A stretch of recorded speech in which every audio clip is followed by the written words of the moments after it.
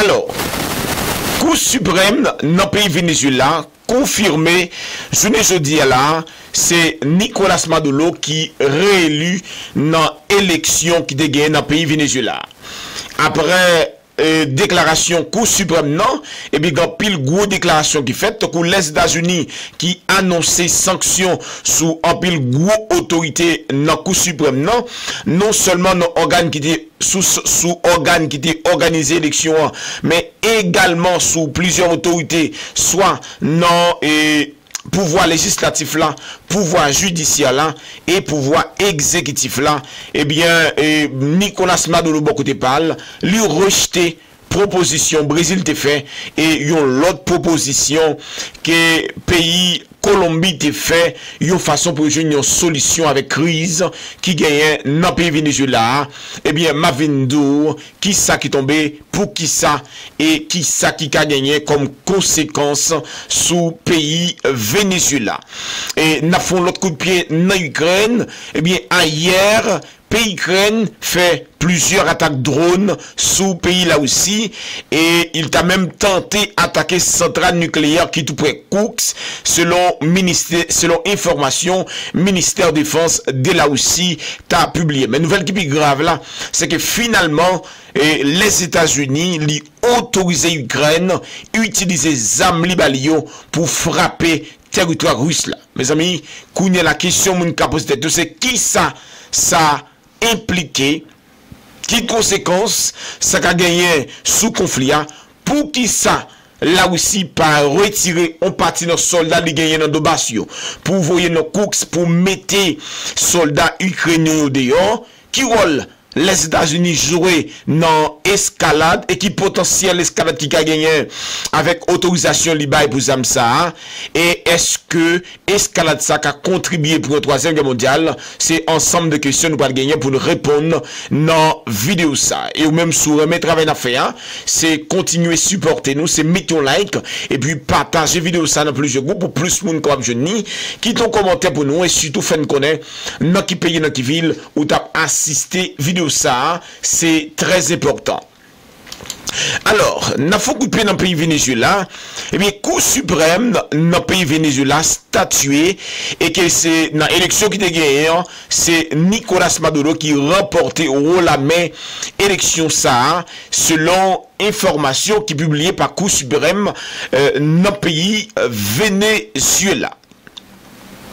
Jeudi, le tribunal a déclaré avoir certifié de manière indiscutable les documents électoraux et validé les résultats de l'élection présidentielle le 28 juillet 2024, publiés par le Conseil national électoral et selon la juge présidente qui c'est Carilia Rodriguez, qui c'est présidente Cour suprême dans le pays Venezuela. Contexte.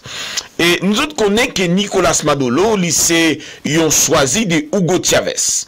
Hugo Chavez, qui c'est ancien président Venezuela, c'est vrai qu'il était tenté de faire un coup plus d'État dans l'année 1992, mais c'est un coup d'État qui n'a pas de résultat. En 1999, Chavez a représenté dans la même élection encore, il y a une élection qui va battre et Carlos Pérez, qui c'était ancien président Venezuela. Et lorsque Hugo Chavez était pris au pays Venezuela, eh bien, pays Venezuela était à peine sorti en bas ça une récession économique.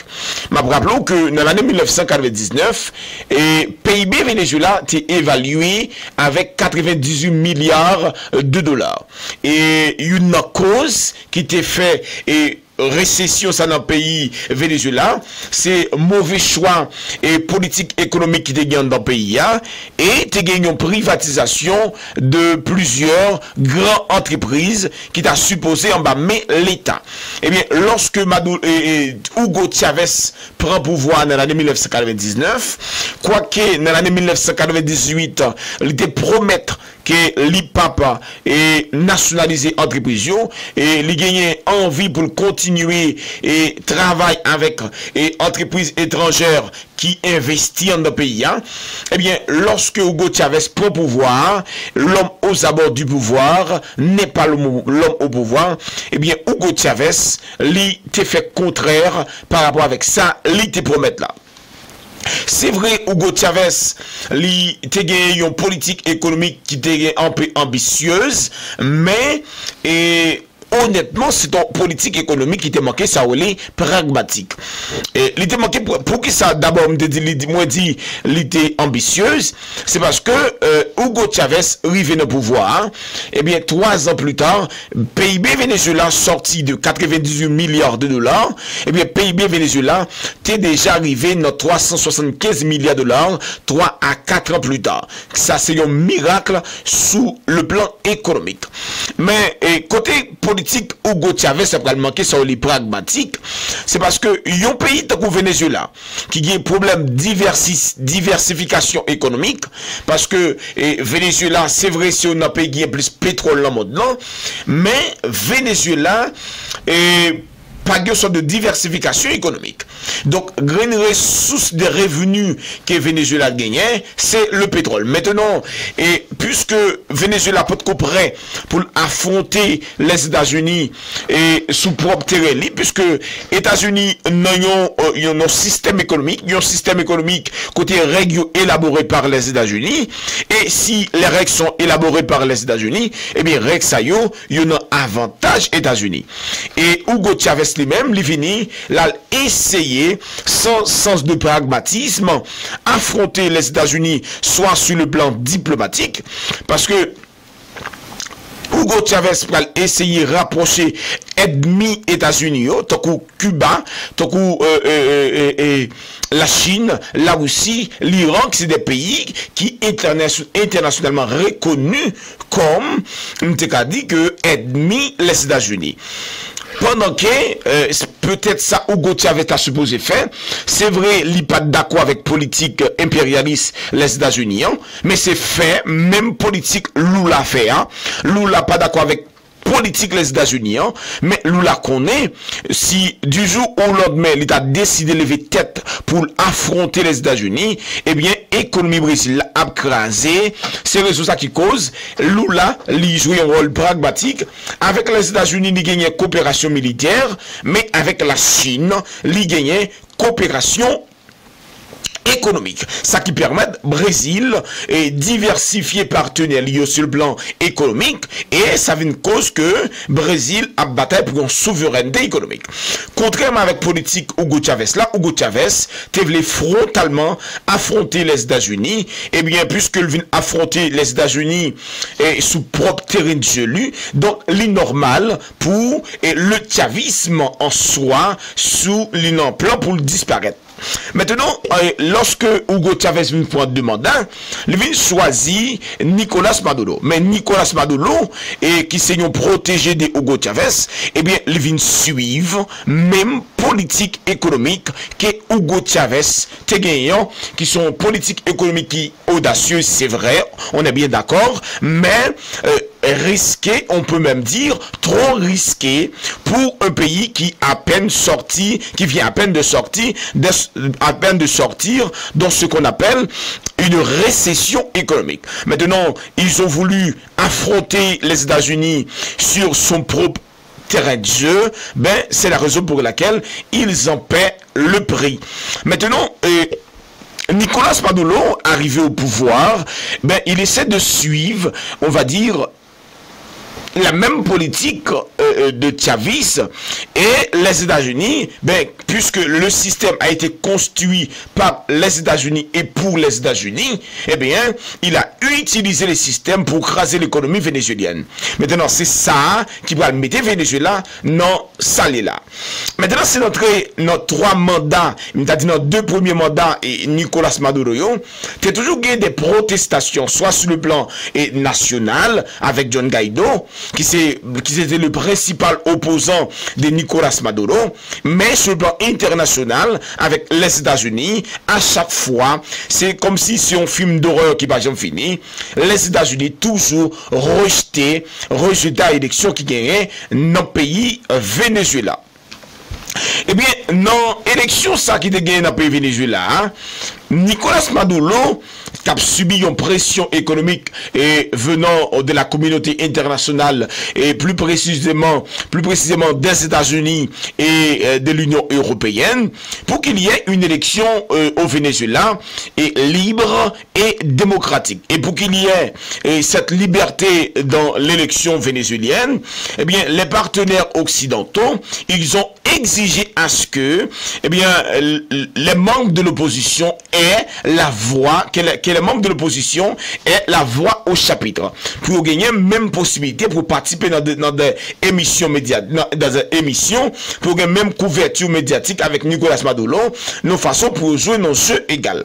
Ça, qui était gagné en contrepartie, ces pays-là, ils ont promis à Nicolas Maduro qu'ils allaient enlever les sanctions sur l'économie vénézuélienne.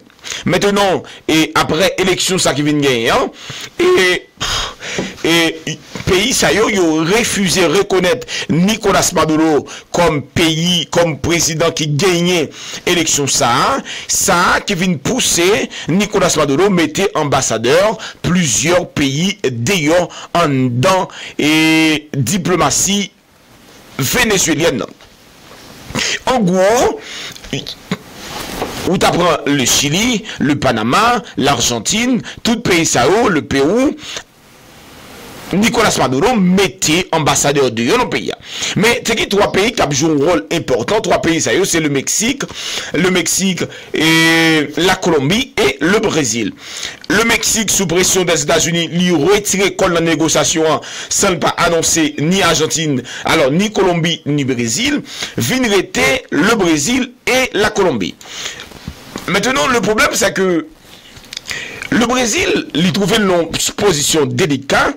Brésil trouvait une position délicate parce que Brésil, il n'a pas qu'à prendre une position directe, soit pour Maduro, sinon les États-Unis et ensemble des pays européens, il y a mis des sanctions sur Brésil, et il n'est pas capable de monter frontalement pour l'affronter Maduro, ça a frustré ensemble de partenaires commercial, les BRICS qui supportaient Maduro comme la Chine et la Russie. Maintenant, la Cour suprême dans le pays Venezuela a demandé pour toute partie qui dit c'est eux-mêmes qui gagnent l'élection, soit opposition avec González, avec Maria, et parti qui est au pouvoir Nicolas Maduro, pour venir avec un ensemble de bulletins qui prouvaient, qui certifiaient, c'est eux-mêmes qui gagnent l'élection.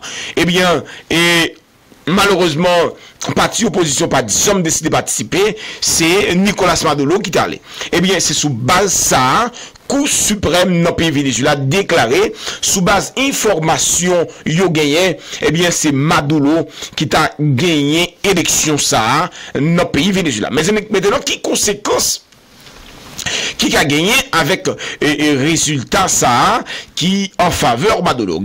Probablement il y a plus scénarios, mais il y a 4 scénarios possibles. Premier scénario, c'est Nicolas Maduro décide de rester dans le pouvoir et il subit, il affronte les sanctions, Jean toujours fait dans les derniers mandats. Et ça qui est catastrophique sur le plan économique pour Venezuela, puisque gagner plus passé, et m'te dit, presque 6 à 7 millions de Vénézuéliens qui quittent le pays pour aller dans le pays Brésil pour éparpiller dans le monde pour aller chercher la vie meilleure. Deuxième position, c'est un accepter proposition Brésil là pour accepter son deuxième tour. Et côté là accepté des observateurs internationaux yo parti yo observer l'élection pour yo certifier que l'élection ça été libre et libre. Troisième scénario c'est arrêter opposition mettre en prison là qui a poussé on dit a énervé les États-Unis et qui quand même poussé pays en crise qui vit mal. Et quatrième scénario, c'est que les États-Unis entrent dans le pays, li arrêté Maduro, et bien, li mettez dans la prison. C'est ensemble de scénarios ça qui a gagné dans situation ça, qui gagné dans le pays Venezuela. Et pour finir, pays des États-Unis autorisé pays Ukraine pour utiliser les armes pour frapper la Russie. Qui ça impliqué? Qui conséquence ça qu'a gagné dans la guerre ça? Ça on connaît et Cooks c'est un territoire, c'est une région qui a 450 km de Moscou. Moscou, c'est capitale de la Russie. Eh bien, les États-Unis déjà baillent Ukraine missiles ATACMS, c'est des missiles qui gagnent, qui courent un kilomètre, plus ou moins 400, alors 550 km, ça veut dire que missile ATACMS que les États-Unis baillent Ukraine, non, li a frappé Moscou. Deuxième bagaille, c'est que non seulement de missiles ça, ou de missiles Showdown, et que Royaume-Uni te baille Ukraine, et ou gagné l'autre armes que pays occidentaux baille Ukraine qui est capable de frapper Moscou. Maintenant, avec interdiction ça qui levé sous Sam Yuba Ukraine, eh bien ça, li capable de contribuer avec un potentiel escalade. Si là aussi senti en danger, li capable d'utiliser des armes qu'il peut jamais utiliser dans guerre ça, y compris des armes non conventionnelles. Donc, il n'a pas des armes non conventionnelles, n'a pas des armes nucléaires. Et ça capable d'autre part, eh bien, susciter ou bien contribuer nos confrontations directes entre OTAN et là aussi, ça qui est catastrophique pour le monde là, puisque et avec distribution d'armes nucléaires que les États-Unis fait dans plusieurs pays européens, au moment où il y a une guerre entre les États-Unis et la Russie, ben, les pays européens, ils vont devoir y participer. Et puisque pour participer dans la guerre, ça, et le premier 6 pays qui gagnent des armes nucléaires États-Unis à Caillou, et Dimitri Medvedev, qui est ancien président de la Russie, il déclare clairement, sans ne pas mettre de l'eau dans la bouche, en bien, pays ça ils sont des cibles prioritaires. Et au cas où l'État a décidé faire des pays ça ou des cibles prioritaires, eh bien, il y a plusieurs pays qui tout simplement disparaître. Donc on prend l'Espagne, on prend l'Allemagne, on prend l'Angleterre, on prend la Turquie, c'est des pays qui ont des armes américaines la caillou. Et de l'autre côté, on peut gagner ami la Russie, donc ou Biélorussie, on peut gagner la Chine, l'Iran et Corée du Nord, eh bien, c'est des pays qui ont besoin d'aider là aussi dans la guerre, ça, qui a baillé un résultat catastrophique pour le monde là. Mais le problème qui vient de gagner, c'est parce que l'autre question pour nous poser, pour qui ça, là aussi, paraît-il, on partit dans soldats liés dans Donbass, pour mettre soldats qui a course dehors. Qui dit là aussi a joué un rôle intelligent, il voulait Québec sous plusieurs fronts. Et il voulait prouver pays occidentaux autour qu'il a des capacités pour affronter aussi au vite attaquer. Je me rappelle que dans le pays Roumanie, dans on a parlé là, les États-Unis est en train de créer une base militaire qui a évalué à 2,5 milliards de dollars et qui a une capacité pour recevoir 10 000 hommes. Donc en tout, c'est presque 300 000 hommes soldats autant qui tout près frontière là aussi. Hein. Donc si là aussi voulait une dissuasion qui est crédible, il doit prouver qu'il est capable d'affronter l'Ukraine sans il pas besoin après retirer soldats dans Donbass pour le voir dans Cox. Et l'autre problème qui a gagné non retirer soldats qui voient dans Cox, c'est parce que là aussi va être lié comme objectif pour prendre soldats ukrainiens dans le dos. Ça veut dire qui ça? Ensemble de soldats ukrainiens qui dans Cooks, si là aussi arrivé pendant Donbass, jusqu'à ce qu'elle passe dans deux Cooks, eh bien, soldats ça y a trouvé dans le territoire russe là, il n'y a pas de soutien aérien, il n'y a pas de support logistique, balles, manger, équipement, médicaments, il n'y a pas de ça. Donc, la fait même ça, elle te fait dans la centrale électrique à Mariupol là, il n'y a pas de l'autre choix que pour tête venir, c'est une raison qui cause là aussi, li par retirer et soldats gagnent dans Donbass. Maintenant, qui rôle États-Unis sur le combat, non bataille ça. Même si les États-Unis ont joué des pieds humains pour lui nier implication dans la situation militaire qui gagne à Coxa, mais on n'est pas dupe, nous connaissons que, évidemment, sans l'autorisation des États-Unis, sans l'utilisation ou sans la participation des États-Unis, l'Ukraine n'aurait pas pu faire cette incursion sur le territoire russe. On n'est pas dupe. Et cinquième question pour finir, est-ce que ça est capable de contribuer avec une troisième guerre? Ben oui, parce que compte tenu du fait que la première guerre mondiale a été déclenchée par l'assassinat de l'archiduc François Ferdinand, François Ferdinand a été tué par un étudiant. Le nom de l'étudiant c'était Principe. Si un étudiant et par une action a pu causer la première guerre mondiale, et la deuxième guerre mondiale a été causée par l'évasion de la Pologne. La Pologne ne faisait pas partie de l'OTAN, la Pologne ne faisait pas partie d'une, on va dire, une organisation militaire, mais cela n'empêche pas que l'invasion de la Pologne par l'Allemagne a bien causé la deuxième guerre mondiale. Donc, c'est pour dire que pour éviter une guerre mondiale, on n'est jamais trop prudent. Mes amis, moi espère que je toute information où tu as besoin. Maintenant, je connais une question à poser à tout. Est-ce que ça a permis l'Ukraine de battre là aussi en guerre? Moi, j'en doute fort. Mais au contraire, la contribuer avec escalade là. Moi-même, pas oublier. Sous beaucoup abonné avec la Gazette, profitez de ça, mettez ton like, partagez vidéo ça dans plusieurs groupes, quittez un commentaire pour nous, et si tu fais me connaître, dans qui pays, dans qui vidéo, tu pas assisté vidéo ça, moi-même, m'a mettez vous envoie moi, et m'a bon rendez-vous dans l'autre vidéo, même pas oublier. Cliquez dans le lien qui est dans la description vidéo, pour l'abonner avec la Gazette sur YouTube, c'est très important. Ciao, ciao!